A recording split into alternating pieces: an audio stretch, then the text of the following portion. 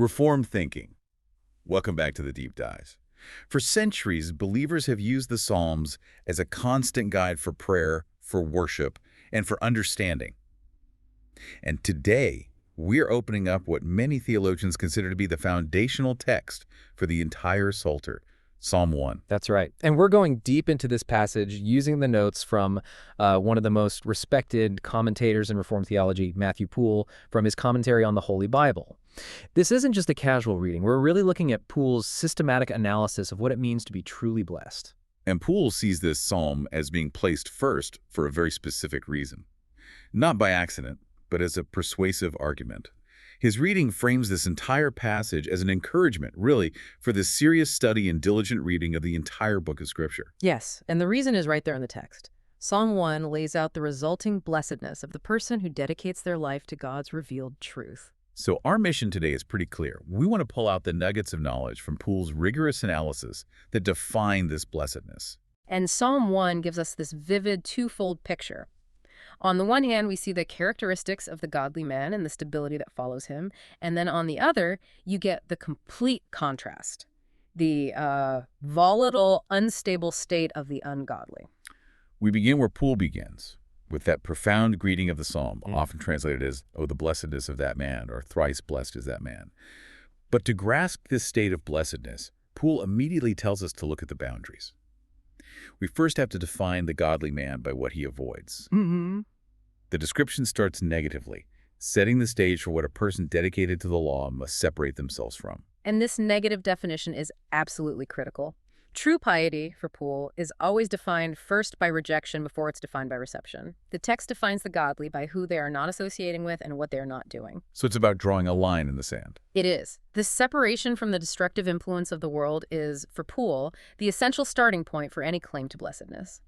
Without this boundary, the positive devotion that follows, well, it rings hollow. The famous opening verse sets out these three distinct steps in separation.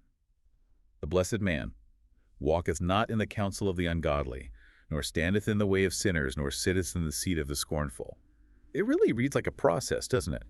A descent into wickedness that the righteous person stops at the very first step. Poole definitely introduces this with a focus on progression, a kind of theological gradation. Now, he does caution against reading it as a rigid sequence that every single sinner must follow, but it serves as a powerful illustration of increasing degrees of association and hardening that the righteous man has to resist step by step. It's a slope. It's a slope. It moves from minor involvement to deep incorporation into a life of sin. Okay, so let's start with that initial, most subtle step. Walking in the counsel of the ungodly. In a modern context, you might think of this as just, taking some bad advice, but Poole's definition of walking is much deeper than a casual misstep. It really is. Walking here signifies more than just a momentary failure or a slip. It denotes a definitive choice of an evil course and, importantly, a continuance or progress in it. A continuance, so this is not a one-off thing. Right. It means leading one's life according to their counsel, their course, or their manner of living. You're following their evil examples or instigations. If a godly man stumbles, or as Poole puts it, steps aside, that's a momentary failing he repents of. He does not walk in it as a settled practice. So it's really about adopting their philosophy of life. The counsel of the ungodly becomes the roadmap for your own decisions. It's a matter of following the example of those who just ignore God. Precisely. And Poole supports this by pointing to other passages in Scripture where this idea of association defines a life path. The focus is on the direction of the movement. You are actively moving alongside or being guided by those whose primary characteristic is being ungodly, people who lack a conscious living relationship with God. They're defined by their disregard for piety. That makes the distinction really clear. A momentary stumble is not at all the same as adopting that counsel as your guiding worldview. But the next stage, standing in the way of sinners, suggests something far more serious. And it's interesting because the action itself is stationary. If walking is movement and progression, why is standing, which is a stop in movement, actually a deeper fall? That's where the spiritual psychology of it comes in. Standing signifies a shift from movement to residence. It means a more settled abode, hardness, and obstinacy in the wicked course. A settled abode. Yes. The way here means their established course of life, their consistent practice, their manner of conversation. The movement has stopped because the person has decided to stay there. It implies a sense of comfort, of rooting. They're no longer just visiting the bad neighborhood. They've bought property there. That's a perfect way to put it. The initial walk might have been tentative, maybe even slightly reluctant, but standing means they have ceased struggling with it. They are now rooted in the wrong path. It's a state of mind that has hardened the will against change. And who are these sinners? Poole seems to use that term with greater severity than ungodly. He does. The term sinner here means those who have emphatically given themselves up to the practice and service of sin. They're more advanced than the ungodly, who might just lack religion and follow bad examples passively. The sinners are those who make sin their great business and their delight. So it's the difference between a person who just neglects church and a person who is actively, say, cheating their neighbor.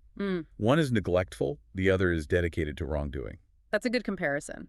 The sinners, in Poole's context, are often those whose practice is external and visible. Sin has become the central occupation of their time and energy. But, even the sinner might retain a small vestige of shame or fear. Which brings us to the final, most severe level of association, which Poole describes as the highest stage of wickedness. Sitting in the seat of the scornful. The action of sitting itself carries a lot of weight here. It represents the end of the line for spiritual decline. It does. Sitting notes an established association or incorporation of themselves with the wicked group. It implies a constant and resolved perseverance in their wicked courses. They have achieved great content and security in their sin. So they're comfortable. They're comfortable, they're settled, and they have absolutely no intention of moving. This is where the sinner finds deep comfort and, you could say, stability in their rebellion against God. It's not just comfort, though, is it? Poole suggests it's also about expertise. Sitting in a seat often implies a position of authority or teaching. That is a critical nuance you're picking up on. Sitting implies great proficiency and eminency in the school of wickedness. They are no longer students of vice. They have graduated and are now instructors. Wow.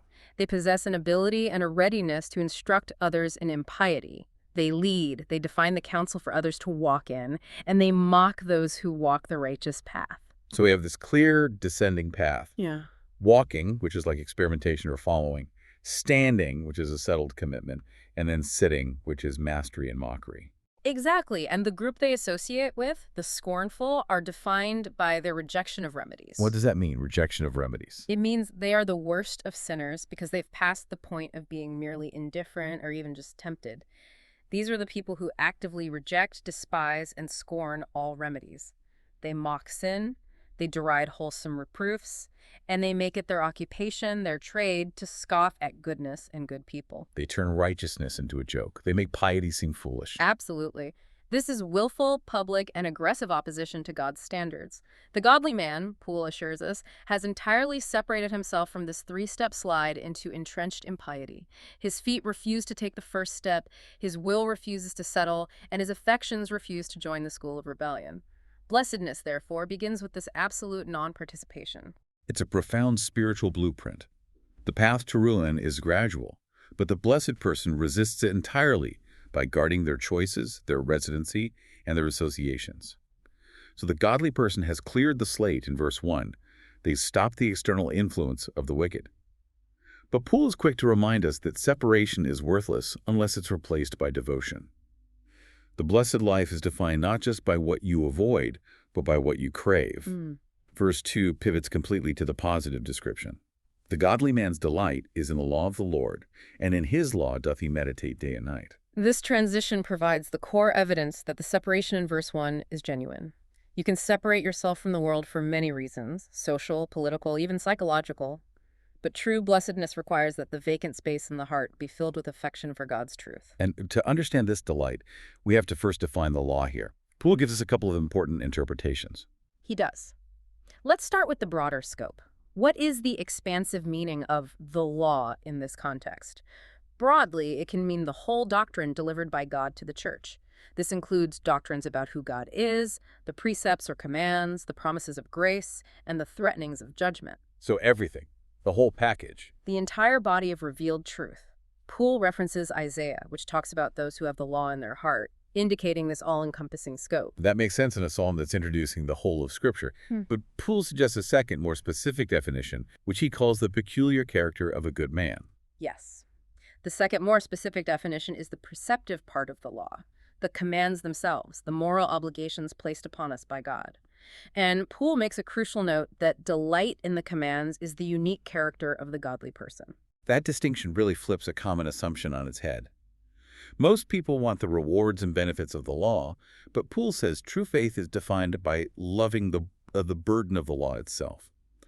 Why is delighting in the commands so central to identifying genuine blessedness? I mean, a wicked man could still find pleasure in the promises, right? Oh, absolutely. And that's the point. Think about it this way. A wicked person, or a hypocrite, can absolutely delight in the promises of reward or the threats of judgment because those things impact their self-interest. If God promises heaven, well, even a selfish man wants heaven. Of course. If God threatens hell, even a wicked man fears it. Poole points out that those described in the Gospel of Matthew receive the word with joy. They delight in the promises of security and blessing. But their joy is conditional on getting an immediate benefit, not on obedience. Exactly. But the commands, the requirements for holiness, the constant call to sacrifice self-interest, the need for obedience, these are often unwelcome and burdensome to the unregenerate heart. They feel like chains. Only the heart that has been truly changed by God can find pleasure in the command itself, not just the eventual outcome of obedience. So the blessed man's satisfaction is not derived from the benefit he might gain, but from the precept he must obey. The law isn't an external task for him. It's an internal pleasure. It is, and that profound affection then translates into the quality of his engagement with it, meditation day and night. That intensity is the necessary outflow of genuine affection. If you truly delight in something, you think about it constantly. You do, and meditation here is far from a shallow, quick thought or a rushed morning prayer. Poole defines it as a deep, serious, and affectionate thoughtfulness about the law. It's contemplation that engages the entire person, the will, the emotions, and the intellect. It's focused, intentional rumination. It sounds like spiritual digestion. You chew on it slowly until the nutrition sinks in. That's a great way to think about it. The word meditation often carries the connotation of a quiet, reflective process where the person engages in a kind of soliloquy with themselves about the truth they've received, trying to extract the meaning and apply it to their situation. This is active learning and internalization. The phrase day and night then really addresses the consistency of this practice. It makes sure this isn't just a Sunday afternoon hobby. Precisely. This means the meditation is not done seldom and slightly, as hypocrites might do when it's socially convenient or personally advantageous. It is diligently, frequently, constantly, and upon all occasions. This is the mental rhythm of the believer. The law becomes the subject of the godly man's serious and tender thought, permeating his entire life. Yes, and this implies a discipline of the mind that actively redirects thoughts away from frivolous or wicked things and toward God's instruction. It means dedicating downtime, even when one is physically working or resting, to recalling and applying the truth. It's like a constant low-level background process running in the mind. It is. If you delight in something, your mind drifts there automatically. For the blessed man, that drift is toward the doctrine of God. This commitment to meditation is what sets the godly man apart from the ungodly, who are instead walking, standing, and sitting in the counsel of their own fleeting thoughts. One life is guided by the established eternal law, the other is guided by temporary, vain counsel. And that internal focus provides the foundation for the external security described in the next verse. The internal devotion generates the external stability. That's a beautiful connection. Yeah. So this intense internal devotion and outward separation lead directly to the third verse, which provides the tangible result and security of the blessed man. The analogy used is incredibly powerful and memorable. He shall be like a tree planted by the rivers of water. This verse is the necessary proof, the justification of the asserted blessedness from verses 1 and 2. It moves from the definition of his character to the consequence of his character, and the planting analogy signifies three things: rootedness, stability, and a nourishment that is constant and independent of the harsh conditions around it. A planted tree is different from a tree that just sprung up naturally. The word planted feels very intentional, very cared for. That is vital. It emphasizes that this blessedness is not accidental or self-generated. This person is not a wild shrub. They have been intentionally placed in this nourishing position by the hand of the divine gardener. I like that, the divine gardener. And importantly, Poole clarifies a linguistic point here. The Hebrew plural, often rendered as rivers, is put for the singular, meaning a river or streams, all connected to one reliable source. The nourishment is singular and constant. So the stability of the tree is a reflection of the security of its source. That source, of course, being the law of the Lord that the person delights in and meditates on. Now let's break down the active consequence of this nourishment, bringing forth fruit in his season. Poole offers two connected meanings for this productivity. One focuses on the man's action, and one on God's result. The first meaning is related to active goodness and diligence in one's vocation. This speaks to the godly man's spiritual calling. He seeks and improves all opportunities for the doing of good. He exercises virtues, things like godliness, justice, temperance, charity, and patience, according to the various occasions offered to him in his life. So if the opportunity for patience presents itself, he is patient. If the opportunity for justice presents itself, he is just. He is productive when, where, and how he ought to be productive. Exactly. He is not bringing forth fruit out of season, which would be either premature or unnatural. He's mature and ready to deliver the appropriate virtue for the moment, just as a fruit tree delivers apples in the apple season. But the second meaning shifts the focus. It moves from the man's moral action to the external consequences of his life, which addresses that promise of prosperity. Yes, the second meaning is related to his certain prosperity and ultimate happiness. It assures him that he shall have the fruit or the benefit of his godly life in due time, or when it is deemed expedient for him by God. This is a necessary clarification, because if we take the promise, whatsoever he doeth shall prosper, absolutely, literally in a temporal sense, well, we run into immediate conflict with the reality of suffering, which even the most godly people face. How does Poole use this second meaning of fruit to manage that expectation? Poole is very specific here, and this is where his perspective is deeply theological and very comforting. He states that this blessing is assuredly in the next life, the life of eternal reward, even if it is only possibly enjoyed in this life. Okay, so that prevents us from equating blessedness with immediate temporal ease or wealth. The fruit is ultimately eternal. It is. That distinction is crucial, especially for you, the learner. When we read prosper, we cannot read rich and easy. We must read blessed outcome. Yes. The righteous man may face famine, persecution, or sickness, but the fruit of his life, his eternal reward, and the divine approval of his actions will be brought forth in God's season. The promise of the harvest isn't broken just because the planting season was tough. This stability is then further cemented by the phrase, his leaf also shall not wither. This speaks directly against the short-lived, illusory nature of worldly satisfaction. This is a beautiful image of permanent vitality. It signifies that the man's happiness is fixed and everlasting. Unlike all worldly felicity, which is short, transitory, and often withers at the first sign of difficulty, the godly man enjoys a stability, like trees that are continually green and flourishing. So the vitality remains. The vitality of the godly person remains, even through prolonged drought or times of hardship. His outward profession of faith will not fail because his internal root is constantly nourished. We often see worldly success just dry up overnight. The fortune is lost, the fame fades, physical strength fails. But this promise ensures the inner vigor of the blessed man persists. That's the core idea. The life source, that river of God's law, is constant, which means the manifestation of that life, the leaf, will also be constant. The leaf is a sign of life, and the promise is that this life will never be extinguished. And the section concludes with that sweeping promise we alluded to. Whatsoever he doeth shall prosper.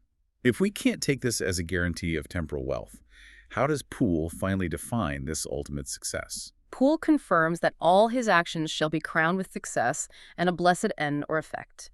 And he immediately links this promise to the New Testament, affirming that God directs all things, even the things that appear detrimental or painful in the moment, to a good outcome for those who love him.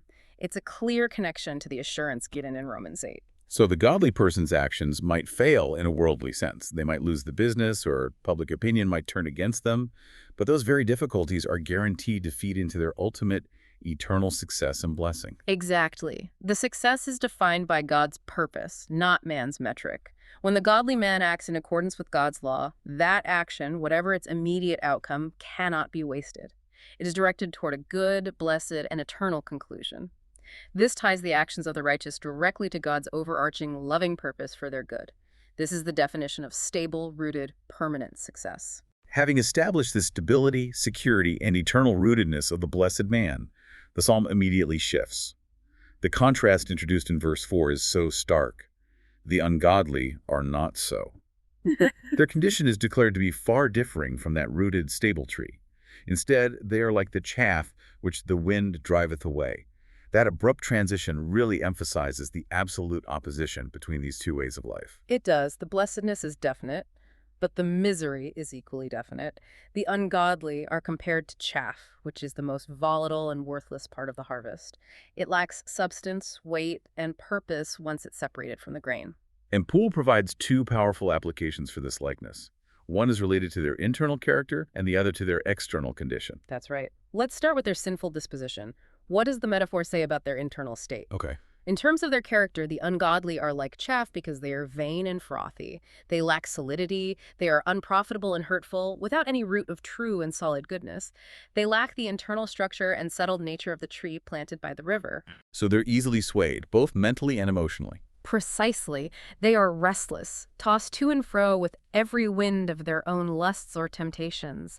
They are unable to maintain a certain end or a constant course of action because they are guided by shifting internal desires or external pressures rather than by the fixed law of God. Their life is defined by volatility. The tree, meditating day and night, is stable. The chaff, following every new counsel, is restless. The second application then addresses their wretched condition, particularly concerning their temporal success. Yes, the comparison highlights the illusion of their seeming felicity, which they often pride and please themselves in. That worldly happiness has absolutely no firm foundation. Like chaff that is easily separated, it quickly vanishes and it flees away. It's momentary. It's momentary, illusory, and offers no genuine security. The Poole points to texts in Job that make this same point. So even if the ungodly person achieves great temporal fame or riches, Poole is insisting that it has no root and is therefore already destined for dissolution. It's already withering, even if they can't see it. It's already volatile. The wind comes, whether it is the wind of temporal calamity, the wind of temptation, or ultimately the judgment, and that seeming happiness cannot withstand the least pressure. The godly man withstands calamity because he is rooted.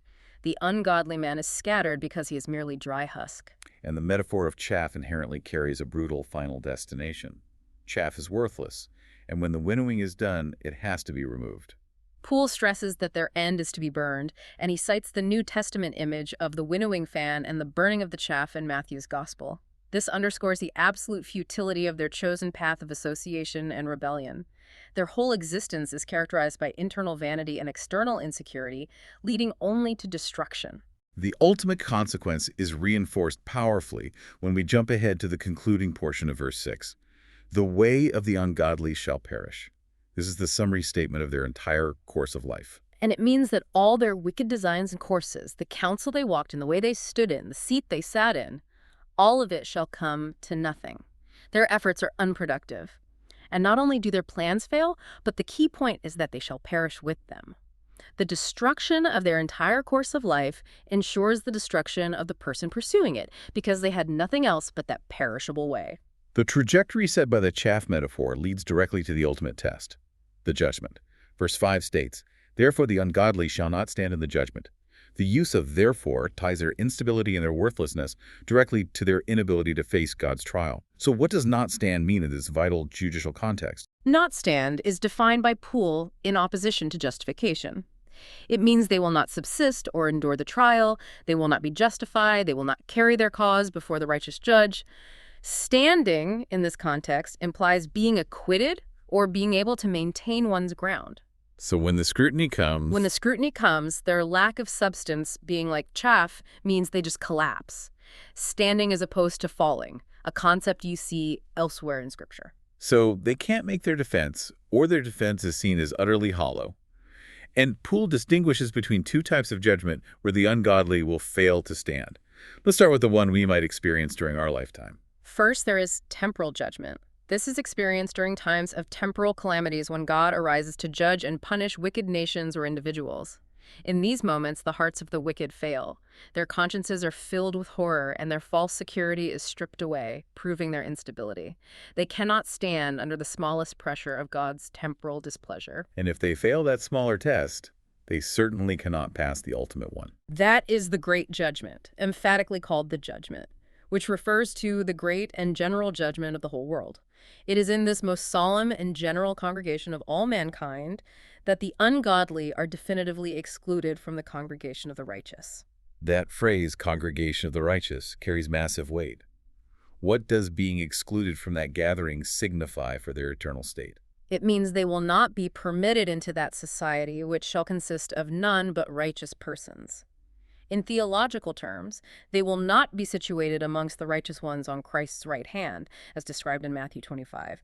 They cannot mix with the righteous because they are fundamentally different. The chaff can't mix with the wheat. The chaff cannot mix with the wheat in the eternal granary.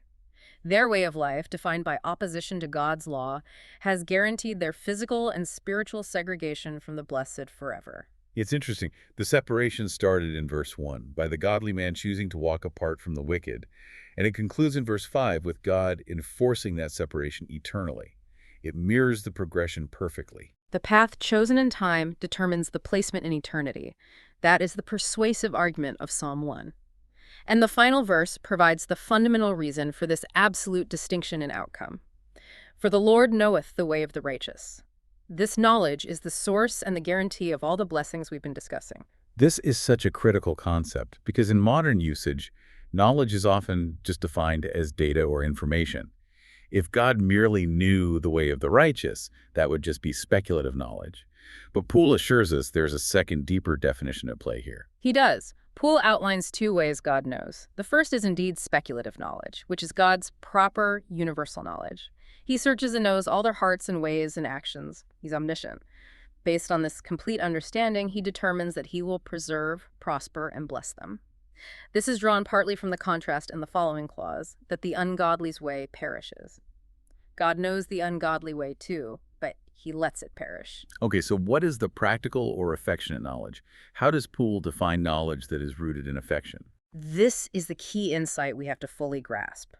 Knowledge in Scripture frequently implies affection, approval, and relationship. Think of it like this. If you ask someone if they know the president, they might say yes. They know his name, his job, and his policies. That's speculative knowledge. Right.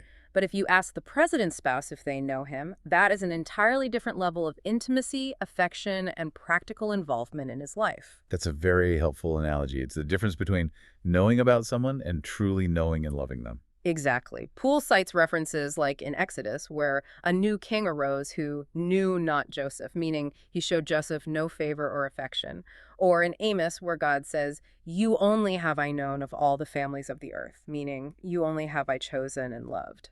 So when the Lord knows the way of the righteous, It signifies that he approveth, loveth, and delighteth in them and in the course of their lives. it transforms verse 6 from a statement of information into this magnificent statement of divine approval and relationship.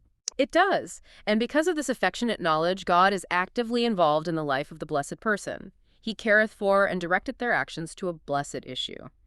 This is the ultimate security that guarantees the prosperity of verse 3. The stability of the tree stems not from the man's perfect performance, but from the fact that God has set his love upon them, approved their path, and dedicated himself to bringing all their endeavors to a successful, eternal outcome.